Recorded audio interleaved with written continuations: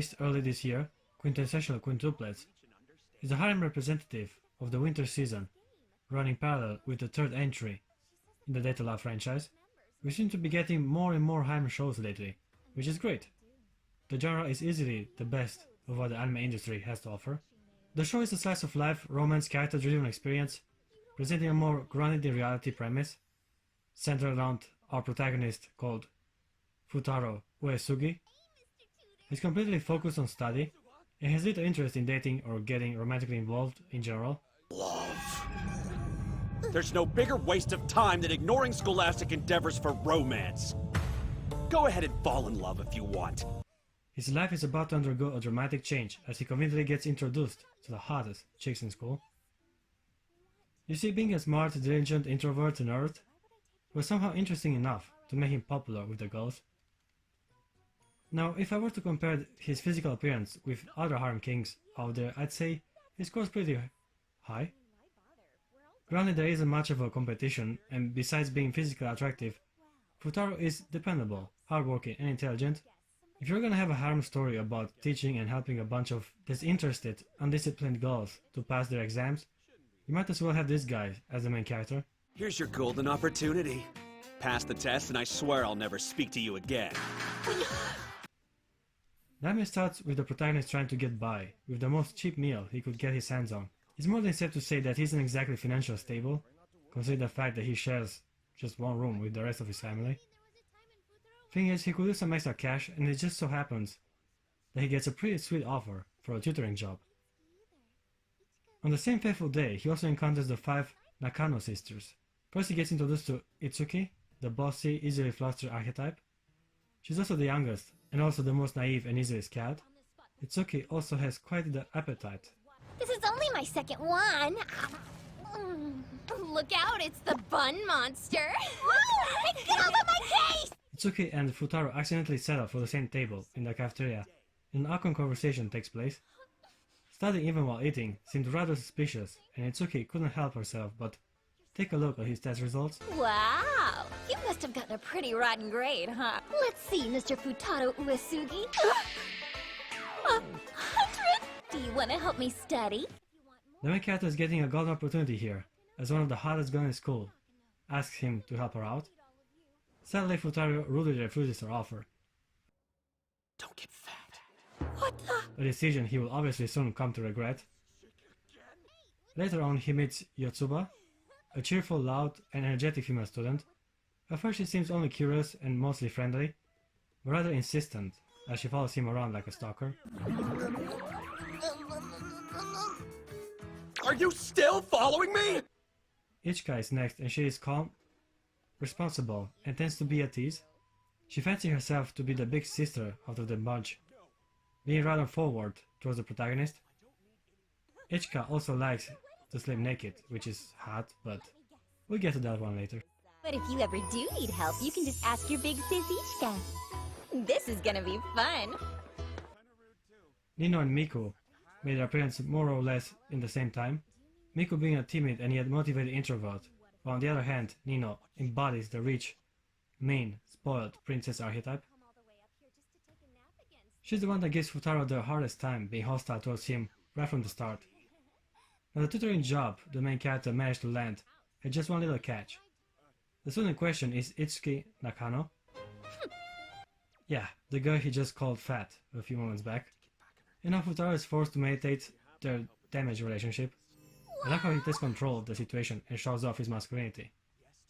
Little did he knew that not only Itsuki needed tutoring, but also all her sisters.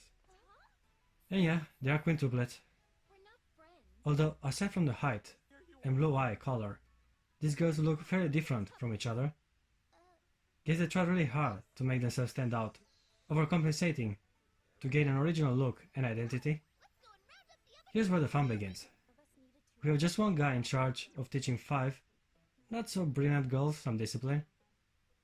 Naturally, they all offer resistance, some more aggressive than others, and Futaro is left with a divide and conquer strategy. All the girls are potential flops, which gives the protagonist a limited time for a lot of ground to cover. Wow, you all scored 100 points! Combined, that is. Before we get to that though, I gotta ask myself, what kind of dad would allow a teenage boy unsupervised next to his daughters? Seems like a lot of trouble, and they are all about the same age, so I would have just as little trust for the boy as I would have for the girls. Frankly, it seems like a dream scenario, and that's exactly what anime does best. First girl that falls prey to his teaching methods is Miku. She was a fairly easy target once Futaro discovered her passion for history, namely the country at war period. But the girls at school are only into good-looking guys. You know, that type. And I like hairy old men. I'm weird. A battle of wits and knowledge ensued, and the main character stood his ground fairly enough for Miku to show admiration and respect. One down, 4 more to go. Nino is next to be tamed, and she's unreasonably hostile towards the protagonist. One thing's clear, though. For some reason, Nino hates me even more than the other girls do. A more direct approach was in order, which led to a few compromising misunderstandings. In the end, it is revealed that Nino was just afraid of losing the harmony between sisters, now that the male entered their sanctuary. This house is for us sisters. He doesn't belong here with us. I've had enough! I won't let him come back ever! But after a few honest conversations with the main character, she ends up accepting him. Ichika was by far the most mysterious one. On the surface, she seems calm and mature, but she's actually struggling to find her own path. She was constantly gone to this weird part-time job in irregular times, and always meeting some weird dude that even drew her home once. Don't mention it. Great work as always, Ichika. Till next time, okay? Of course. At that moment I was like, oh, she's doing porn, right? Sadly, that wasn't the case, as Futaro later on discovered that Ichika was participating in numerous auditions to achieve her dream of becoming an actress. Would have preferred tentacles, but she isn't that type of girl, so... Yotsuba is rather underdeveloped. She was always supportive towards the protagonist and otherwise helpful in keeping the gang together. But besides giving up her hobby for concentrating on studying, she didn't have many decisive scenes that defined her character. She's energetic, childish, and playful. A good contrast to Ichika, I guess. Is this thing really yours, Ichika? You've had the same underwear since grade school. It's time to throw them out. One more thing before I move on. Her character behavior and even appearance kind of reminds me of Sayori from the Doki Doki Fan Club dating game. Save the main course for the last. Itsuki is the youngest among sisters and plays hard to get till the end. She's the only one that still keeps a certain distance from Futaro, even though it is clear that she likes having him around. I say she's a tsundere, and just by her appearance, she kinda looks like the main love interest in Stardust Harem anime. She tends to get easily flustered when people compliment or tease her, which increases her cuteness exponentially. Okay guys, now that we've checked the whole market, let's buy something. At the very beginning of the first episode, it is shown that Futaro is getting married with one of the Quintuplets. Now, I prefer if he would marry all of them, as every sister has a crush on him by the end of the show. But the anime decided to sadly enforce monogamy once more in the harem genre. The story gets a little complicated once the protagonist revisits a photo of himself when he used to be a cool kid and not a control freak nerd. Did you look at the time? Huh? I know you had homework! Don't tell me you haven't done it! Go away! Stop following me! He used to be a bad boy, just like his pa, until he met a red-haired girl that changed him in the way he is right now. Well, I guess it's kind of obvious where this is going. With a plot thread stole from Nisekoi, the main character, dream girl and future bride, lies between the quintuplets. Here's where the game starts. Which one could it be? I haven't read the manga, but it's too fun of an opportunity not to speculate. First of all, I would eliminate Nino from the list. Don't get me wrong, she's actually the one I like the most out of the bunch. It's just there are some hints that she isn't the one standing next to Futaro when the picture was taken. Nino is the one that finds his picture, and upon discovery, she's immediately fascinated by the boy and claims that he's exactly her type. Whoa, he looks like a bad boy. He's exactly my type. I do very much enjoy how it later on developed in Futaro wearing a blonde wig and therefore convincing her that she met her soulmate. No way. but this all points to the fact that she never met the boy before. What the?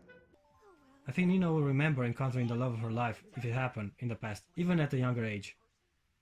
Nothing is impossible, but I wouldn't bet on her being the girl in the picture. Something else I realized, the protagonist has a scar on his forehead, which leads me to believe that, according to anime logic and stereotypes, he has amnesia. Oh no, that's a cheap way to stretch romance, but why wouldn't he remember the girl to begin with?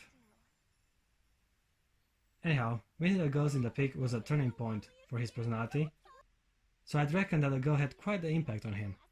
From the four left, the only one strong enough to confront a boy at a younger age would be Itsuki.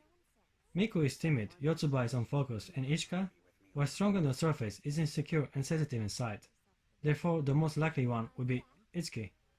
She's often at the front of many frames, and even goes on a date with Futaro. Plus, Itsuki is the only one that visits his home, making herself an acquaintance of Futaro's family. Now there's a slight chance I might be wrong, and then the fight is between Ichika and Miku. Surprisingly, near the end of the anime, there was a lot of screen time dedicated to these two. Ichika was even making a lot of progress with the protagonist, which really got me wondering.